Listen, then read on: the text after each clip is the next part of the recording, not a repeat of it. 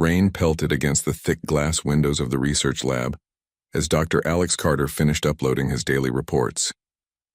The weather on Haven's Rest had been terrible for 3 weeks straight, turning the usually peaceful colony into a muddy mess.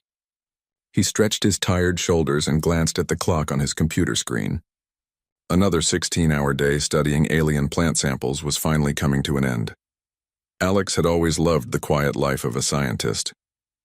While other humans dreamed of exploring dangerous planets or fighting space pirates, he preferred the calm work of understanding new forms of life. Haven's Rest was perfect for him, a small research colony where nothing exciting ever happened, and he could focus on his studies without interruption. That peaceful life ended the moment he heard the sound. At first, he thought it might be thunder. The noise was deep and rumbling, shaking the walls of his lab. But thunder didn't last for 30 seconds straight, and it definitely didn't sound like crying. Alex set down his cup of coffee and walked to the window, wiping away the condensation with his sleeve. What he saw outside made his breath catch in his throat. A massive creature lay collapsed in the muddy clearing behind his lab. Even curled up in pain, it was easily the size of a small building. Its scales shimmered between deep green and dark blue, catching the dim light from his lab windows. Two enormous wings were folded tightly around something much smaller, protecting it from the driving rain. Alex had seen pictures of the Kithara before, but never up close.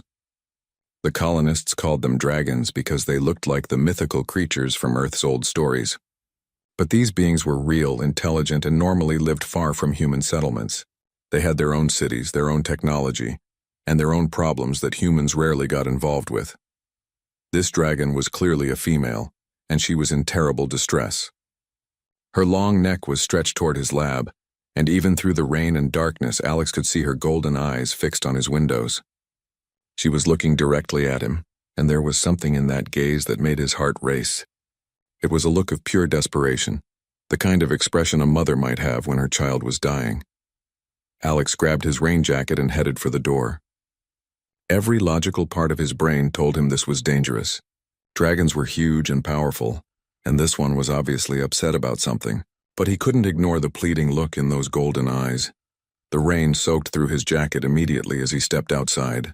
The dragon watched him approach, making soft rumbling sounds that might have been words in her own language. As he got closer, Alex noticed she was breathing heavily, and her scales looked dull in places where they should have been bright. When he was about 10 feet away, something amazing happened. Words formed in his mind, not in any language he recognized, but somehow he understood their meaning perfectly. Please. The voice in his head was weak and full of pain. My baby is dying. I heard humans can heal. Please help. Alex had heard about this before.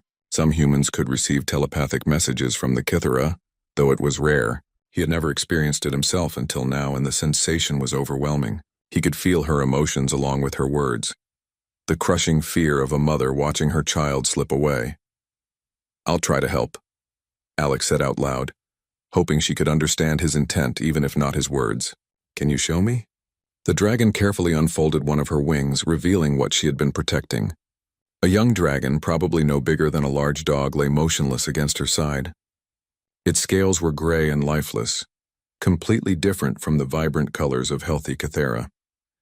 The little creature's breathing was so shallow Alex could barely see its chest moving. He had seen this condition before in his research files. The Kithara were suffering from some kind of plague that had been spreading through their population for months.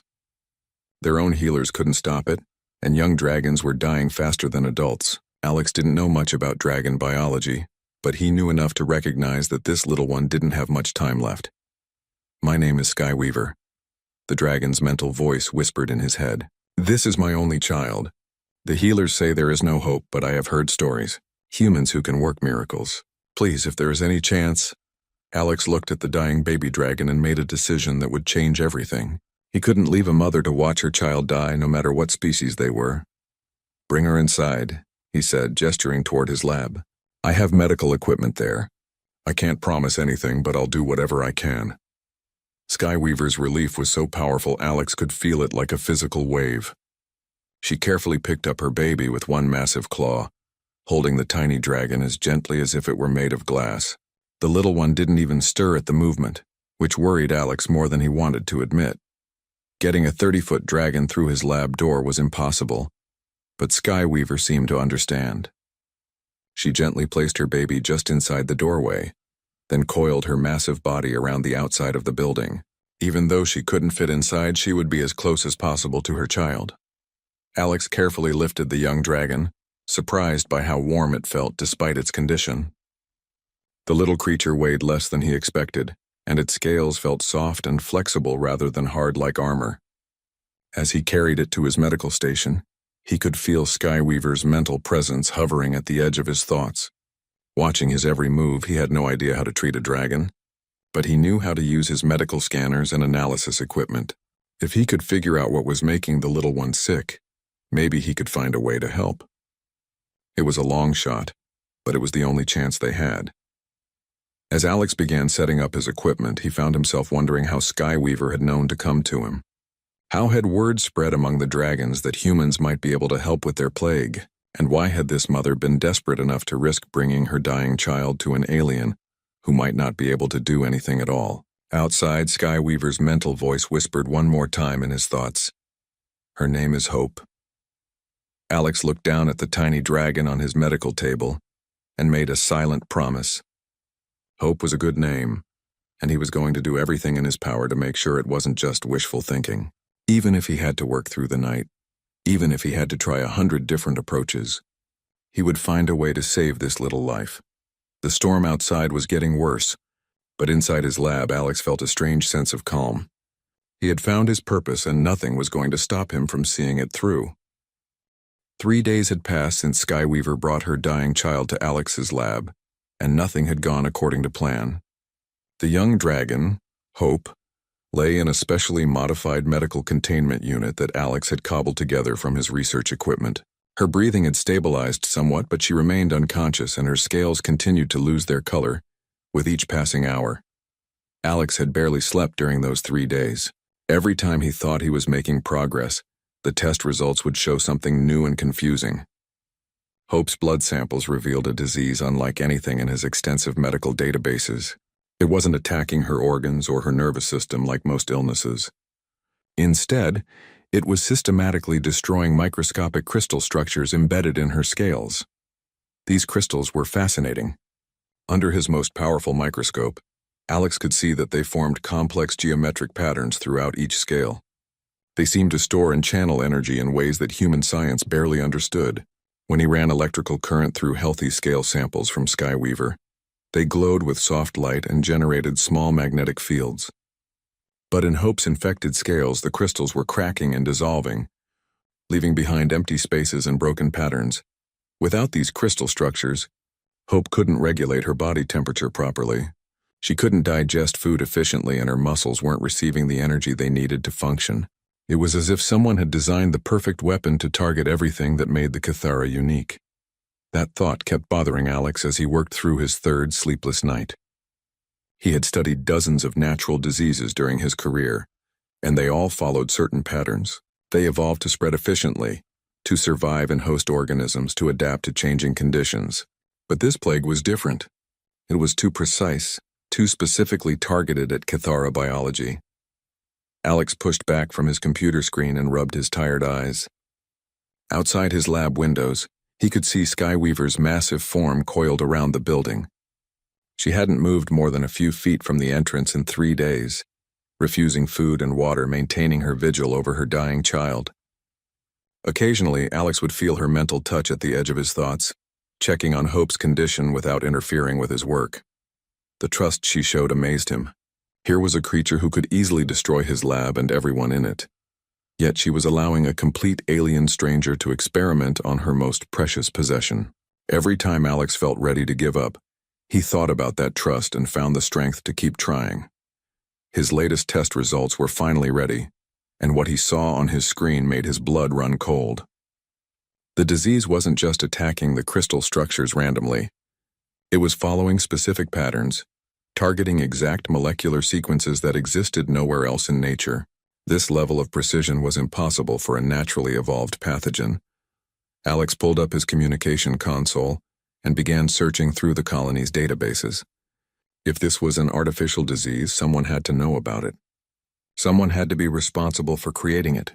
The more he dug through classified research files and military reports, the more convinced he became that his worst suspicions were correct.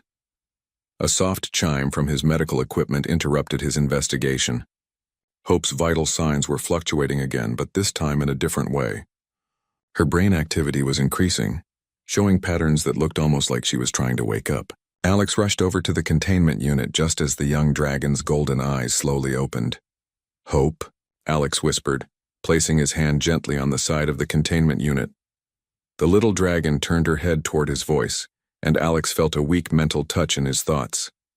Unlike her mother's powerful telepathic voice, Hope's mental presence was soft and uncertain, like a child learning to speak for the first time. "Hungry," came the simple thought, followed by confusion and fear. "Where is Mama?" "Your mother is right outside," Alex said softly. "She's been watching over you for 3 days. Are you feeling any better?" Hope tried to lift her head but seemed too weak to manage it. Her scales were still gray and dull, and Alex could see that her condition remained critical. But the fact that she was conscious and able to communicate gave him hope that his treatments were having some effect. Alex opened a communication link to Skyweaver's translator device, something he had built to help them communicate more clearly. "Skyweaver, Hope is awake. She's asking for you." The relief in Skyweaver's mental response was overwhelming. Through the lab windows, Alex could see her massive head pressed against the glass, her golden eyes locked on the containment unit where her child lay.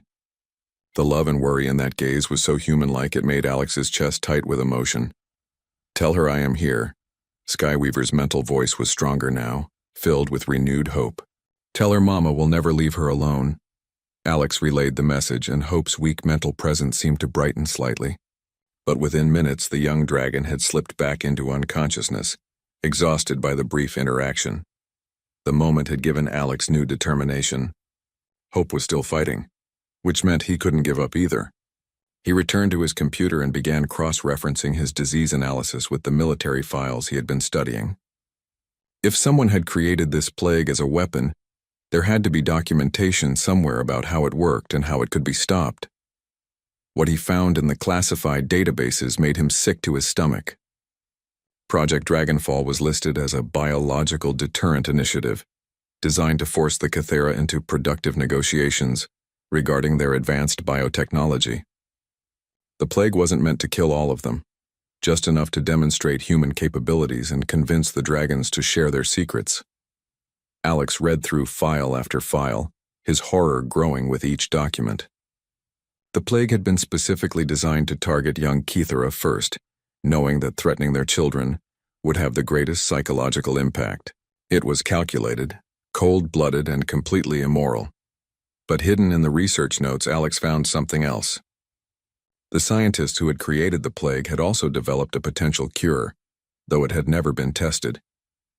The treatment involved introducing foreign genetic material that could replace the damaged crystal structures in Cathera scales. The problem was that the only compatible genetic material they had identified came from a completely different species. Human genetic material.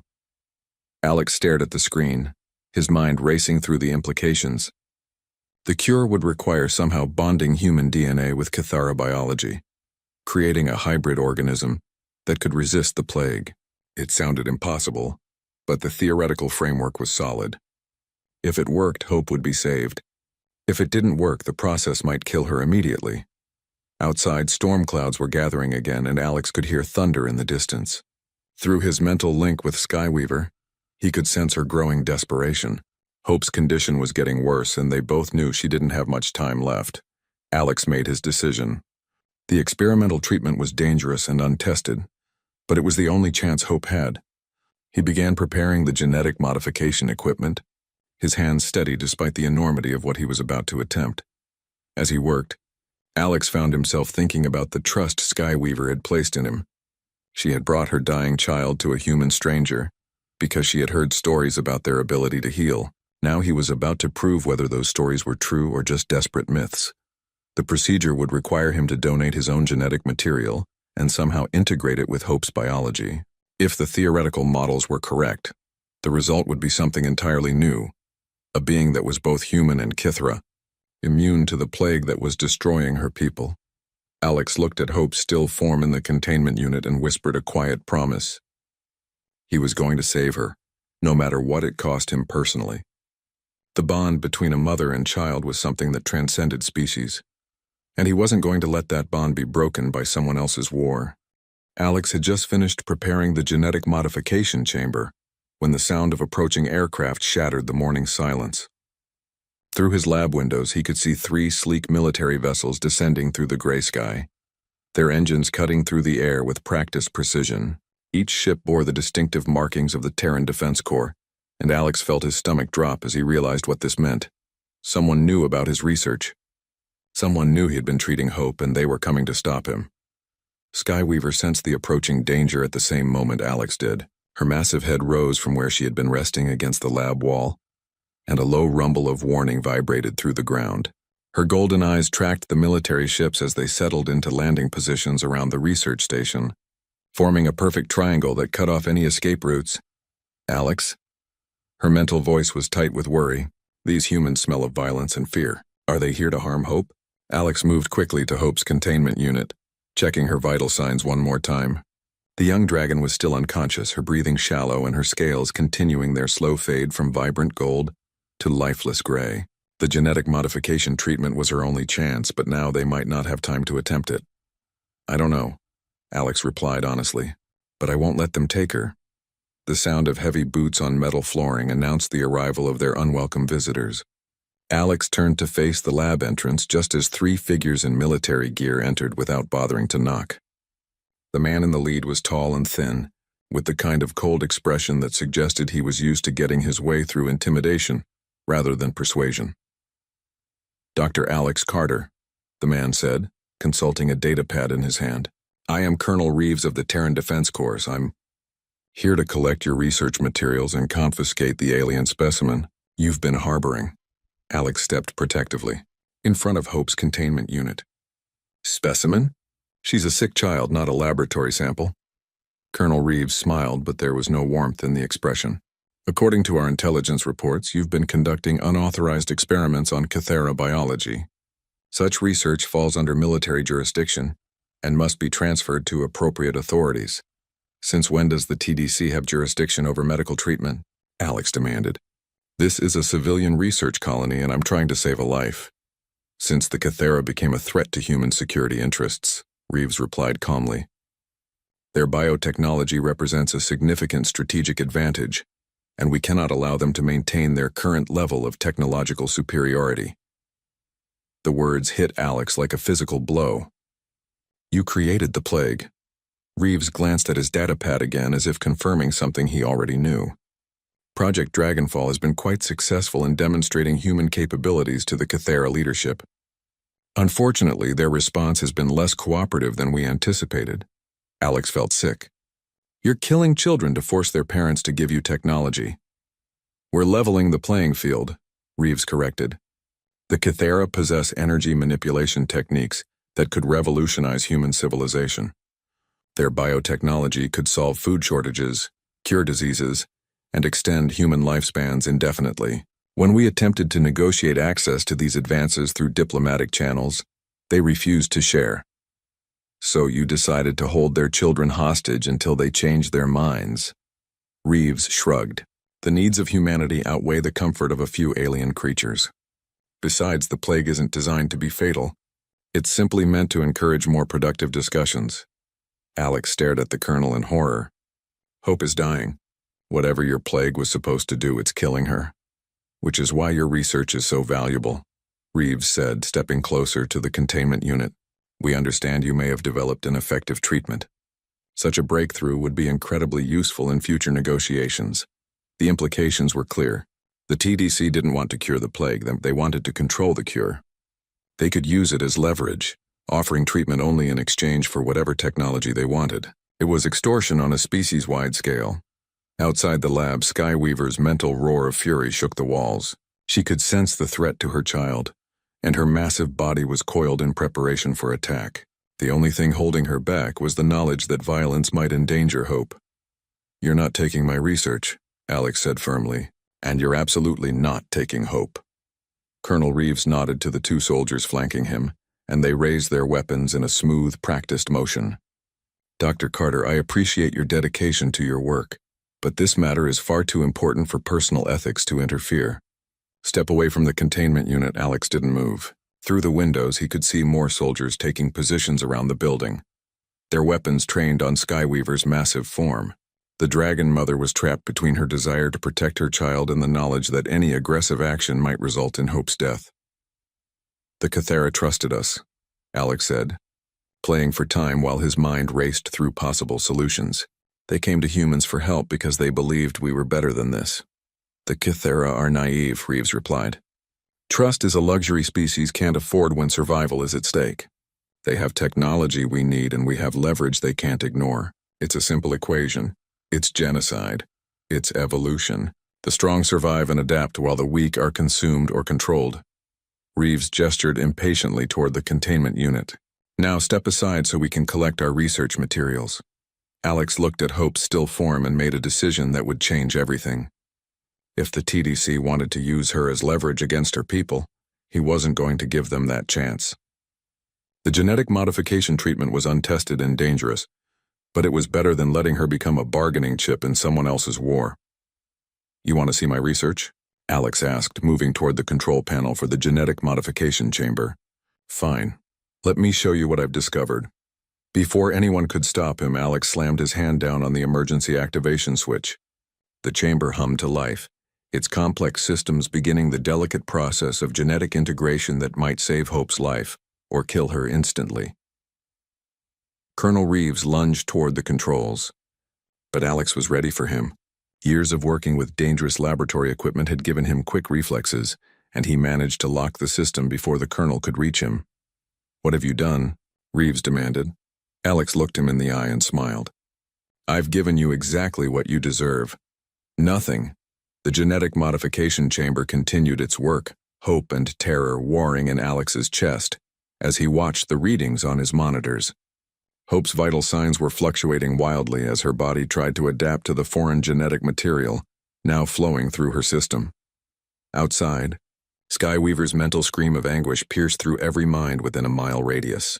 She could sense her child's distress, but she couldn't know whether Alex was trying to save Hope or if the humans had done something terrible to her. Colonel Reeves was shouting orders to his soldiers, demanding they find a way to stop the process.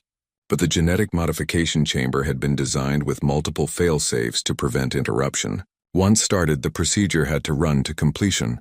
All Alex could do now was wait and hope that his desperate gamble would work. If it did, Hope would become something entirely new. A bridge between human and Kythera that could survive both the plague and whatever other weapons the TDC might develop. If it didn't work, he had just killed the one being whose life might have brought peace between their species. The chamber's status lights continued to flash, marking each second of the transformation taking place within. Hope's future, and possibly the future of human-Kythera relations, hung in the balance of genetic material combining in ways that had never been attempted before. Alex closed his eyes and whispered a prayer to whatever forces might be listening. He had taken the biggest gamble of his life, and now all he could do was wait to see if love and desperation were enough to create a miracle. The genetic modification chamber's warning alarms began screaming as Hope's vital signs spiked dangerously high. Alex watched the monitors in growing panic as the young dragon's heart rate climbed beyond anything her small body should have been able to handle. The experimental treatment was either killing her or transforming her in ways that his equipment couldn't properly measure. Colonel Reeves grabbed Alex by the shoulder and spun him around. "Shut it down. You're going to kill our most valuable research subject." "I can't stop it now," Alex replied, shaking off the colonel's grip. "The genetic integration process has to complete itself, or the cellular damage will be irreversible."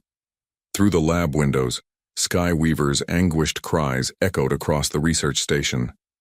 The massive dragon could sense her child's distress through their telepathic bond, but she didn't understand what was happening. Her golden eyes were fixed on the chamber where Hope lay convulsing, and her mental voice was a constant stream of panic and grief. "My baby, my precious child, what are they doing to you?" Alex pressed his hands against the chamber's viewing window, wishing he could somehow transfer his own strength to the dying young dragon inside. "I'm trying to save her, Skyweaver. Please trust me just a little longer." The chamber's internal light suddenly flared brighter, and the humming of its machinery rose to an almost unbearable pitch. Hope's small body was glowing with the same intensity, her scales shifting through colors that Alex had never seen before. The golden yellow of her natural coloring was mixing with deeper browns and blues, creating patterns that seemed to flow like living artwork across her skin. "What's happening to her?" one of Reeves's soldiers asked, lowering his weapon slightly as he stared at the transformation taking place. Alex didn't have an answer. The genetic modification process was supposed to introduce human DNA sequences that would help Hope's body resist the plague, but this was beyond anything he had expected. The young dragon's entire cellular structure appeared to be rebuilding itself from the ground up. Suddenly, the chamber fell silent. The warning alarm stopped. The bright lights dimmed to normal levels and Hope's convulsions ceased. For a terrifying moment, Alex thought she had died. Her vital signs had dropped to almost nothing, and she lay perfectly still on the chamber's medical platform. Then Hope's eyes opened, and everything changed. Her golden eyes now held flecks of brown and green that definitely hadn't been there before. When she looked at Alex through the chamber window, he felt her mental touch in his thoughts, but it was different now. Stronger, clearer, and somehow more familiar than it had been before the treatment. "Alex?" Hope's mental voice was no longer the weak whisper of a dying child. It carried strength and intelligence that seemed far beyond her physical age. "I can feel you in my mind. We're connected now, aren't we?" Alex nodded, too amazed to speak out loud. He could sense Hope's thoughts and emotions as clearly as if they were his own. More than that, he could feel her physical condition, and what he discovered there made his knees weak with relief. The plague was gone. Whatever genetic changes had taken place during the modification process, they had completely eliminated the disease that had been killing her. The crystal structures in her scales were not only intact, but somehow enhanced, glowing with energy patterns that were entirely new. "Impossible," Colonel Reeves breathed, studying the readings on Alex's monitors. "The genetic compatibility between humans and Cathara is supposed to be 0. Cross-species modification should have killed her instantly." Hope slowly sat up in the chamber, testing her movements with careful precision. Her scales had settled into a beautiful pattern of gold and brown that seemed to shift and flow as she moved. When she spread her small wings, Alex could see that they too had changed, becoming more flexible and somehow more aerodynamic than before. "I feel different," Hope said, her mental voice reaching both Alex and her mother simultaneously. "Stronger. Like I'm more than I was before, but still completely me." Skyweaver's relief was so powerful it flooded through Alex's connection with Hope, making him stagger. The massive dragon pressed her head against the lab window, tears of joy streaming down her scaled cheeks. "My daughter, my precious Hope. You're alive. You're healthy. How do you feel, little star?" Hope looked toward her mother and smiled, an expression that was both completely dragon and somehow touched with human warmth. "I feel wonderful, Mama, and I can understand the humans now. Their thoughts, their language, their emotions. Alex and I are connected somehow." The implications of what had happened were staggering. Alex had not only cured Hope's plague, but had created something entirely new. She was still fully Cathara in every way that mattered, but she now carried human genetic markers that would allow her to bridge the gap between their species in ways that had never been possible. Before Colonel Reeves was speaking rapidly into his communication device, reporting the successful treatment to his superiors. Alex could hear enough of the conversation to know that the TDC was already making plans to capture Hope and study her transformation. "Sir, yes sir, the hybrid process appears to be stable. No, there are no apparent negative side effects. Yes, we should be able to replicate the procedure with other subjects." Alex felt a surge of protective anger that surprised him with its intensity. Through his connection with Hope, he could sense her growing fear as she listened to the colonel's conversation. She understood enough human speech now to know that they wanted to use her as a test subject for future experiments. "They're not taking you anywhere," Alex said firmly, both out loud and through their mental link. "I won't let them." Hope's response came not in words but in a sudden explosion of energy that lit up every piece of electronic equipment in the lab. The lights flickered, the computers sparked, and the soldiers' weapons suddenly went dead in their hands. Even the TDC ships outside began showing system failures as Hope's enhanced crystal structures channeled power in ways that interfered with all nearby technology. What did she do? Reeves demanded, frantically checking his communication device. Alex stared at Hope in amazement. The genetic modification hadn't just cured her plague and created a mental bond between them. It had somehow enhanced her natural Kythera abilities far beyond normal limits. She was now capable of energy manipulation on a scale that neither species had ever achieved alone. Through the windows, Skyweaver was rising to her full height. Her massive wings spread wide in a display of protective fury. With the soldiers' weapons disabled and their ships experiencing technical difficulties, she was no longer held back by the threat of superior firepower. "You will not harm my daughter," Skyweaver's mental voice boomed through every human mind within a mile radius. "She is under my protection and I will destroy anyone who threatens her." Colonel Reeves and his soldiers backed toward the lab exit, clearly recognizing that the situation had shifted completely out of their control.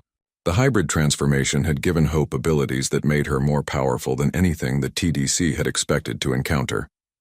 But more importantly, it had created a bond between human and Kythera that might be the key to ending the conflict between their species.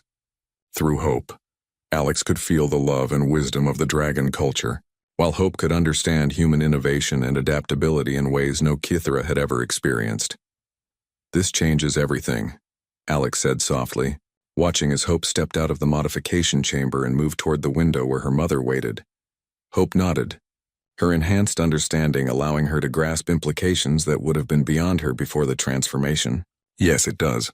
We're not just human or Kythera anymore. We're something new, something that could help both our peoples understand each other."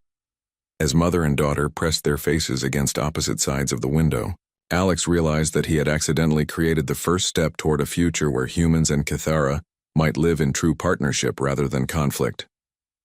The bond between him and Hope was just the beginning of possibilities that neither species had ever imagined. Outside, the TDC soldiers were regrouping and calling for reinforcements, but Alex was no longer afraid. Hope's transformation had proven that cooperation could create something greater than the sum of its parts. Whatever challenges lay ahead, they would face them together. Word of Hope's miraculous recovery spread through the Kythera telepathic network like wildfire racing across dry grass. Within 6 hours of her transformation, dragons began appearing in the skies above Haven's Rest. They came from every direction, their massive wings casting moving shadows across the research station as they circled overhead, before landing in the surrounding fields. Alex stood at his lab window, watching in amazement as more and more dragons arrived. Some carried bundles in their claws that could only be their own sick children. Others came alone, drawn by curiosity about the impossible cure that had saved one of their young. By evening, nearly 50 adult Kythera had gathered around the small research colony, turning it into something that resembled a dragon council meeting. Hope had grown stronger throughout the day, her hybrid vigor allowing her to recover from the genetic modification process far faster than Alex had expected. She now served as a translator between the arriving dragons and the few humans brave enough to remain at the station. Most of the research staff had fled when the military ships arrived, but a handful of scientists had stayed to witness what they recognized as a historic moment. "They're all asking the same question," Hope explained to Alex as she relayed the mental conversations flowing between the assembled dragons. "They want to know if you can help their children too." Alex looked at the scan results from the 3 young dragons he had examined that afternoon. All of them showed the same systematic destruction of their scale crystals that had nearly killed Hope. The plague was spreading faster than he had realized, and time was running out for an entire generation of Kythera children. "The process is dangerous," Alex told Hope, knowing she would relay his words to the other dragons. "What happened with you was experimental. We don't know if it will work the same way with other children, or if there might be side effects we haven't discovered yet." Hope's golden brown eyes met his with an understanding that seemed far beyond her apparent age. "They know the risks, Alex, but their children are dying. Without treatment, they'll all be gone within a few weeks. Even a dangerous chance is better than no chance at all." Through his mental connection with Hope, Alex could feel the desperate love of dozens of dragon parents. Their emotions were overwhelming: grief for children they had already lost, terror for those still fighting the plague, and a fragile hope that the human who had saved one life might be able to save others. Skyweaver approached the lab window, carrying a young dragon that looked even sicker than Hope had been. This one's scales were almost completely gray, and its breathing was so shallow Alex could barely detect movement in its small chest. "This is my nephew, Storm." Skyweaver's mental voice was heavy with sorrow. "His parents died of the plague last week. He's the last of their line, and he won't survive another day without help." Alex looked at the dying child and felt his heart break. The genetic modification process had nearly killed Hope, and she had been in much better condition than Storm appeared to be. But how could he turn away a child who would certainly die without intervention? "Bring him inside," Alex said quietly. "I'll do what I can."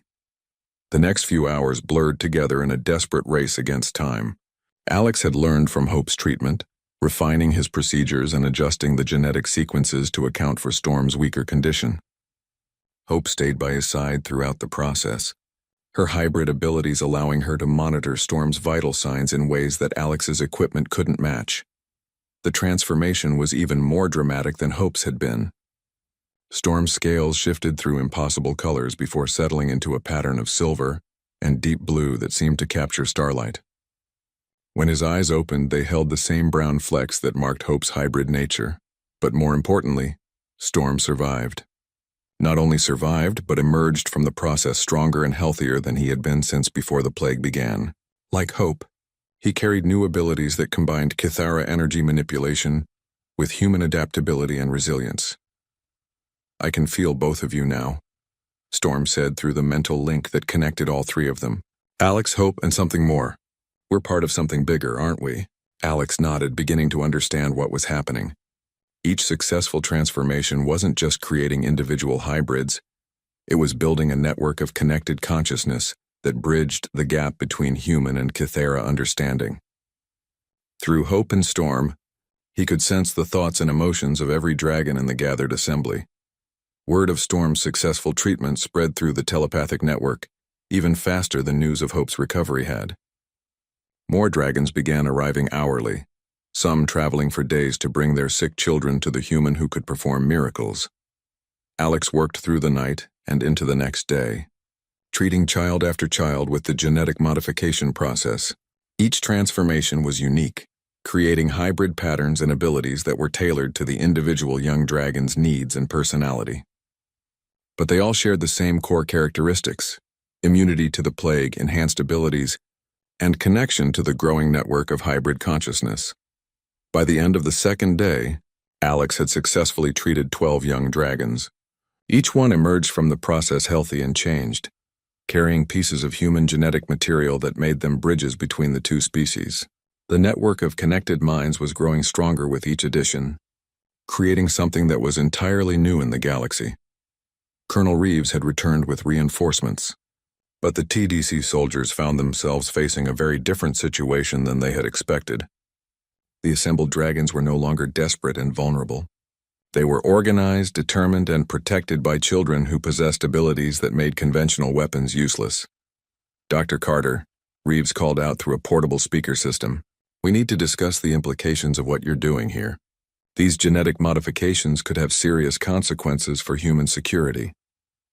Alex looked up from his latest patient, a young dragon named Wind, who was just beginning to show signs of recovery.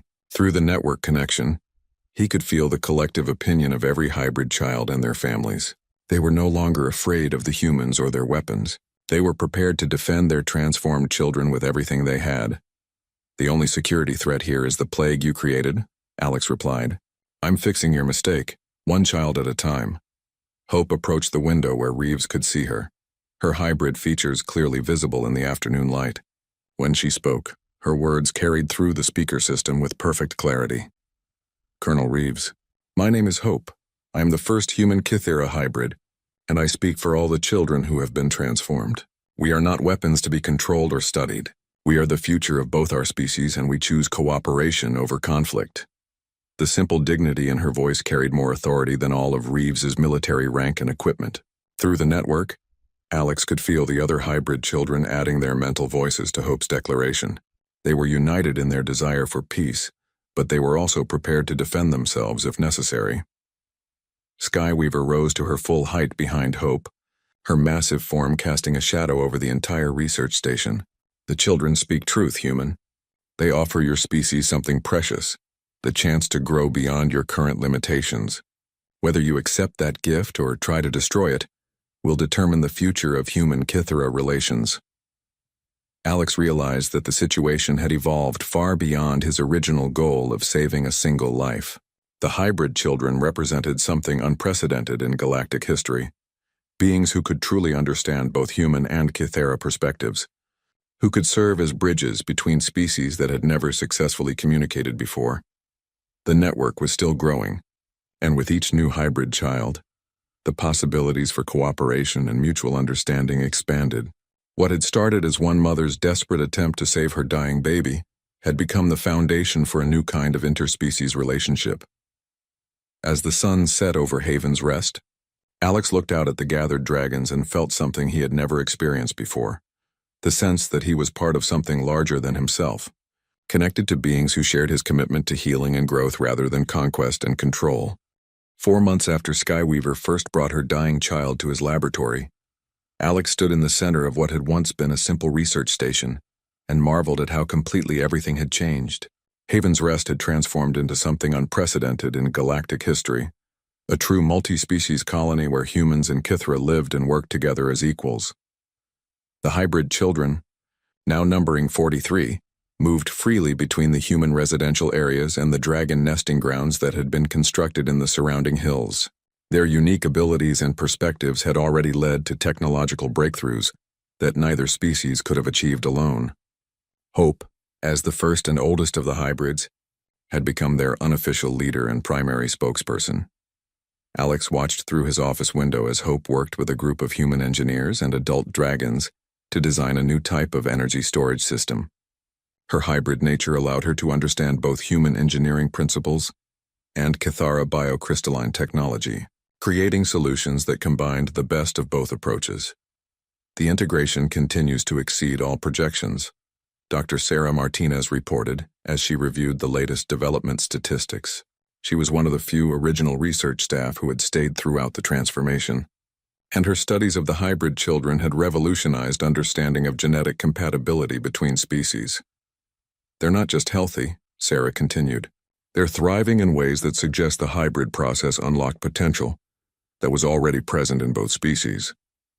Their cognitive development, their physical capabilities, their social integration, everything is progressing at rates that our models said were impossible.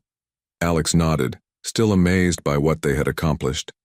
The genetic modification process had become safer and more refined with each treatment, but the results continued to exceed his wildest expectations. The hybrid children weren't weakened by their dual nature. They were enhanced by it, possessing abilities and insights that made them natural bridges between human and Kythera cultures. A soft chime from his communication system interrupted his thoughts. Admiral Torres appeared on the screen, her expression serious but not hostile. The TDC had undergone significant leadership changes after the exposure of Project Dragonfall, and the new administration was taking a very different approach to human-Kythera relations.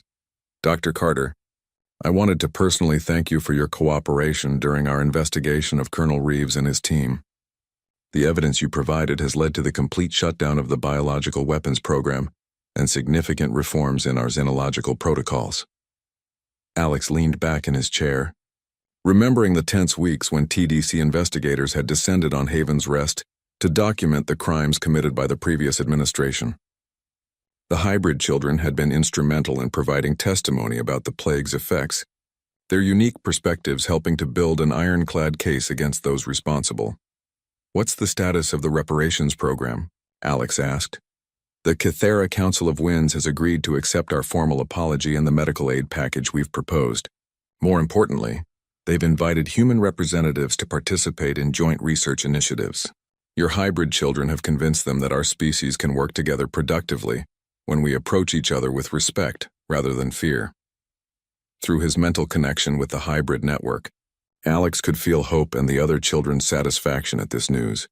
They had spent months serving as ambassadors between the species, using their unique abilities to facilitate understanding and cooperation. There's something else, Admiral Torres continued.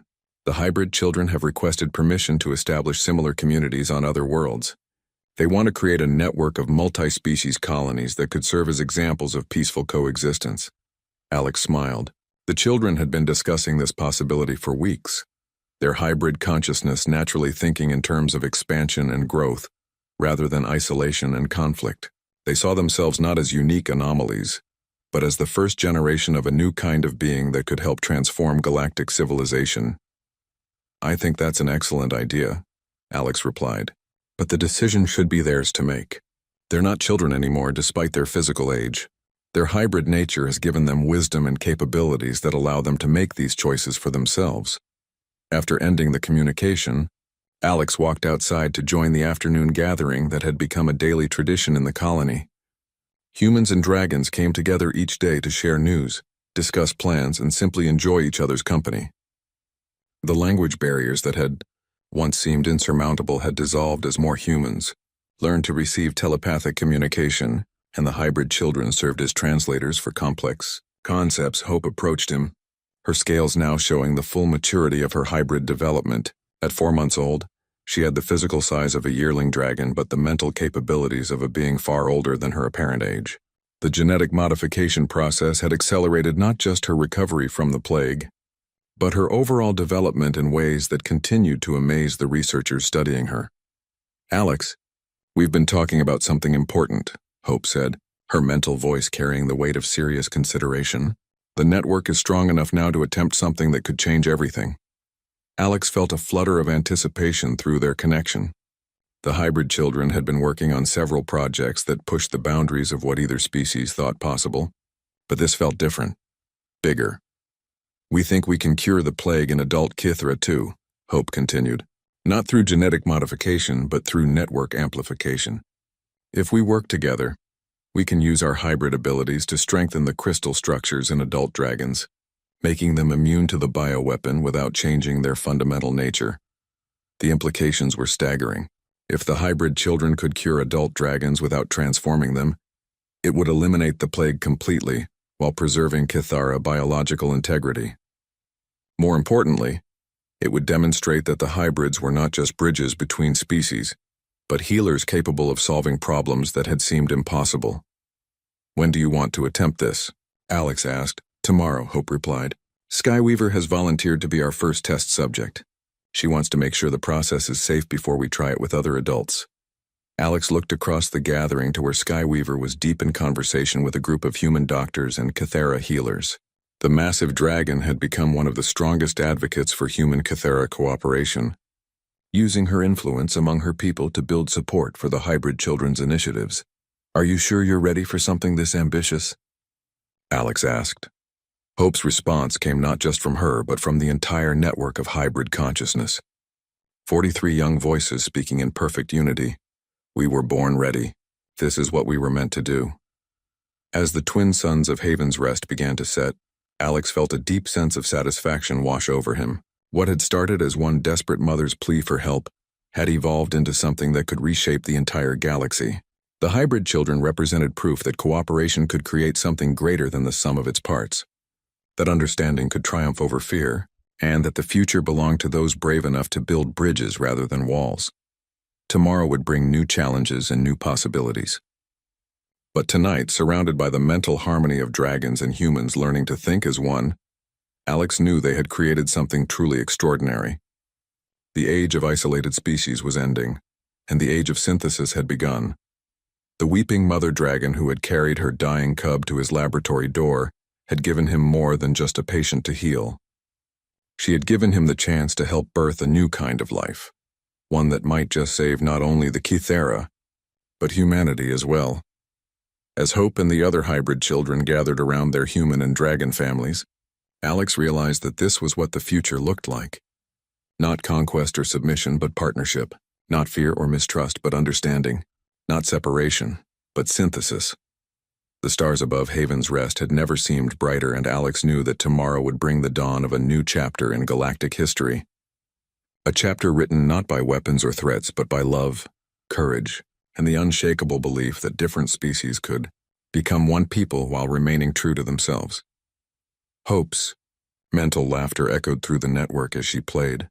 With her hybrid siblings and their extended families, her name had proven to be prophetic, but not just for her own survival. She had become hope for an entire galaxy, learning that its greatest strength lay not in conquest but in connection.